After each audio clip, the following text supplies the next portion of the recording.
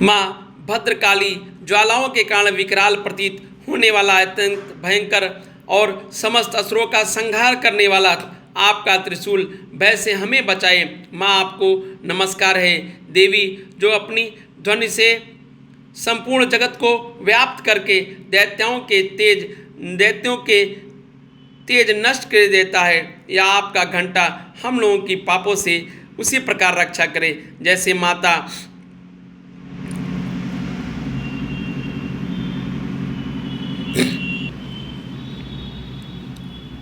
अपने पुत्रों की बुरे कर्मों से रक्षा करती हैं। चंडिके आपके हाथों में सुशोभित खड्ग जो असुरों का रक्त और चर्बित से चर्चित है, वह हमारा मंगल करे। हम आपको नमस्कार करते हैं। देवी आप प्रसन्न होने पर सब रोगों को नष्ट कर देती हो और कुपित होने पर मनोवांछित सभी कामनाओं को नाश कर देती हो।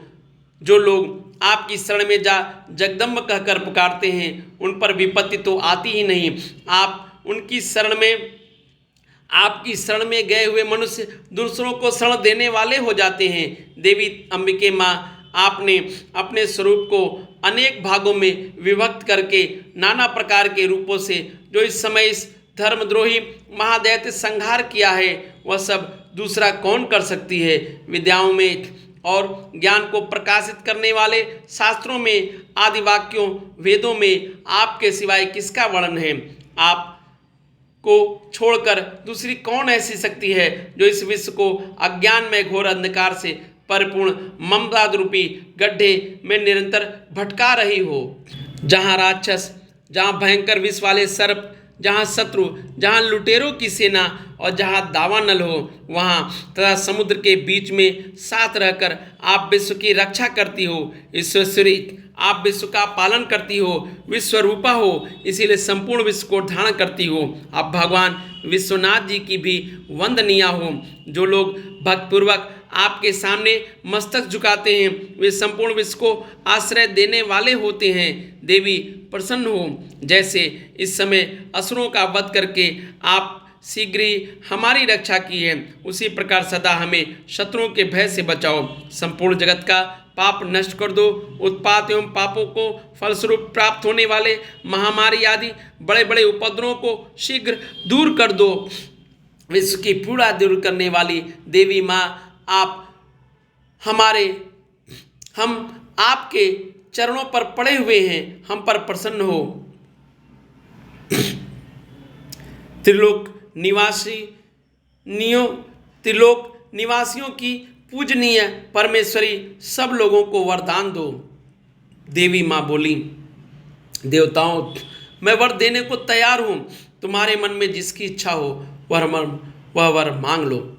संसार के लिए उस उपकारक वर को मैं अवश्य दूंगी।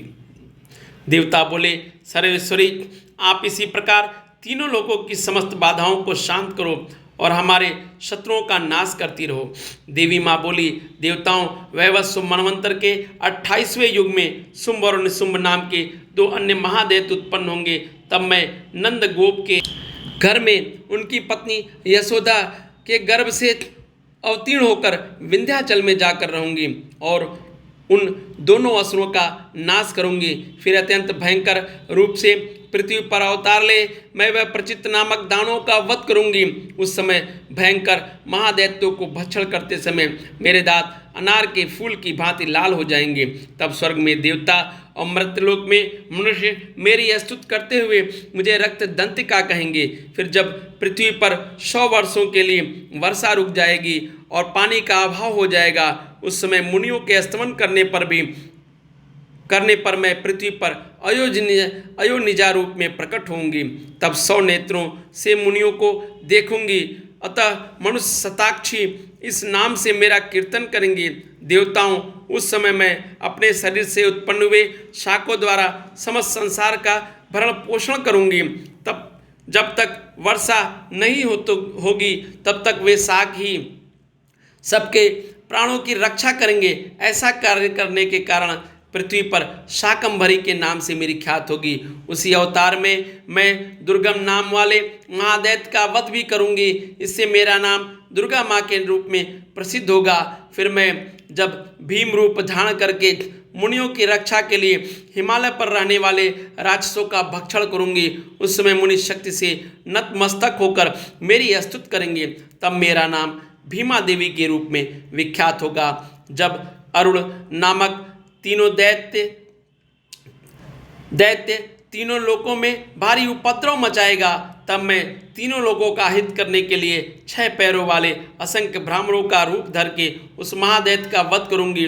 उस समय सब लोग भ्रामरी के नाम से मेरी स्तुति करेंगे। इस प्रकार जब जब संसार में दानवी बाधा उपस्थित होगी, तब तब अवतार लेकर मैं शत्रुओं का संहार करूंगी।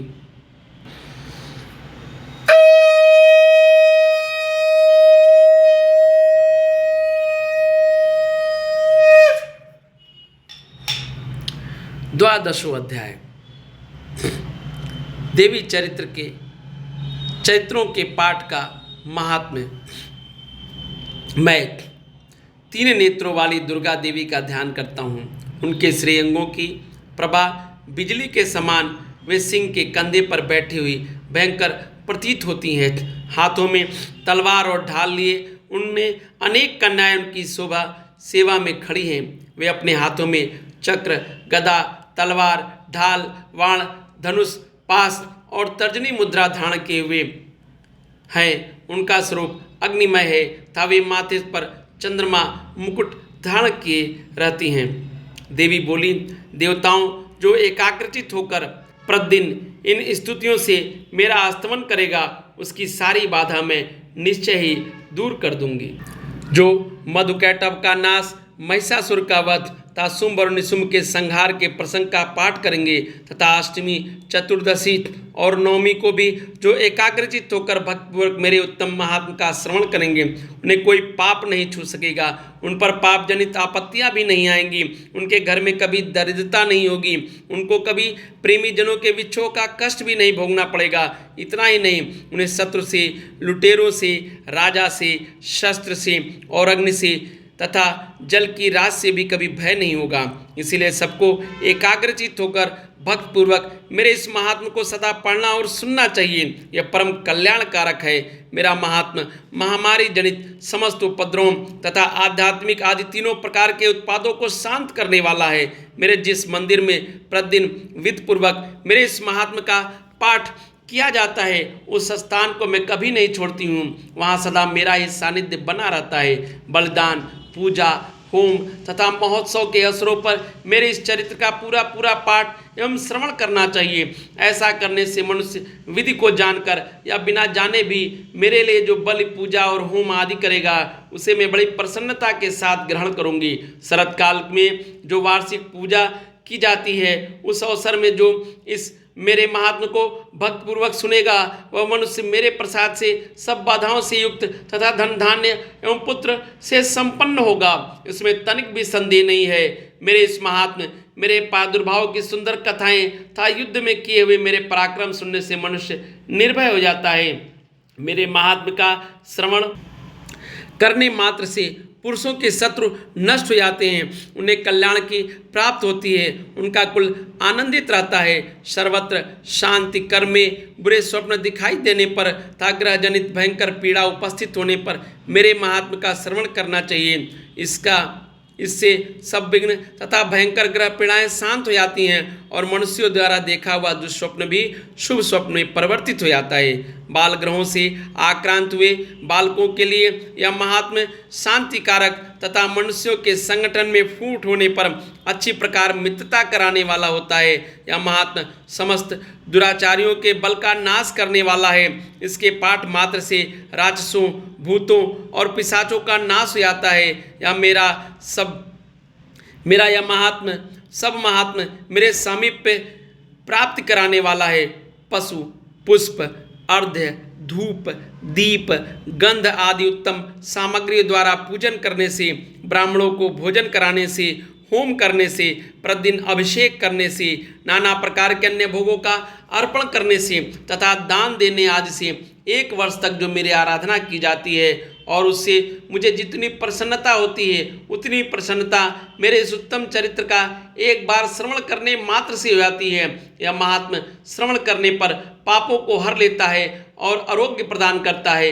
मेरे प्रादुर्भाव का कीर्तन समस्त भूतों से रक्षा करता है तथा मेरा युद्ध विषयक चरित्र दुष्ट दैत्यों का संहार करने वाला है। इसके श्रवण करने पर मनुष्यों के शत्रु का भय नहीं रहता है। देवताओं तुमने और ब्रह्मर्षियों ने जो मेरी स्तुति की है तथा ब्रह्मा जी ने जो स्तुति की है वे सभी कल्याणमयी बुद्धि प्रदान करती हैं। वन में सूने मार्ग में अथवा दानव नल से घिर जाने पर, निर्जन स्थान में लुटेरों के दांव में पड़ जाने पर या शत्रु के पकड़े जाने पर अथवा जंगल में सिंह व्याघ्र आदि जंगली हाथियों के पीछा करने पर, कुपित राजा के आदेश से वध या बंधन के स्थान पर ले जाने पर अथवा महासागर से नाव पर बैठने पर, भारी तूफान के नाव से डगमग होने पर और अत्यंत भयंकर युद्ध में शास्त्रों का प्रहार होने पर तथा वेदनाओं से पीड़ित होने पर, किम बहुनाम सभी भयानक बाधाओं के उपस्थित होने पर जो इस चरित्र का स्मरण करता है वह मनुष्य संकट से भी मुक्त हो जाता है। मेरे प्रभाव से हिंसक जंतु नष्ट हो जाते हैं तथा लुटेरे और शत्रु भी मेरे चरित्र का